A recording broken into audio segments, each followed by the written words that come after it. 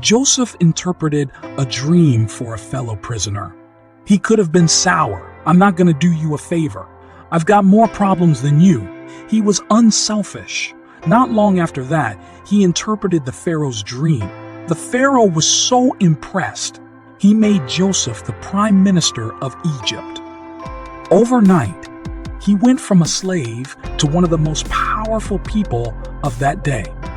Notice how the dream came to pass. God tested Joseph's character all along the way.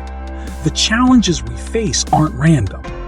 That's God giving you an opportunity to develop your muscles, to get stronger, to prove to Him that you can handle the promotion. It may not be as dramatic as Joseph, being put in prison for something you didn't do.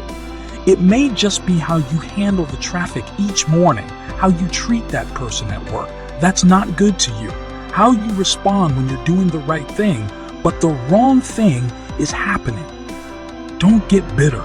Don't try to pay people back. Be a Joseph. Show God what you're made of. That's an opportunity to grow.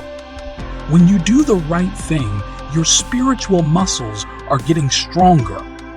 Your trust, your patience, your endurance, your faith is increasing. When God sees that you can handle the dream, when you've proven to Him that you have the character, the integrity, He'll open doors you could never open. He'll defeat giants that were much bigger.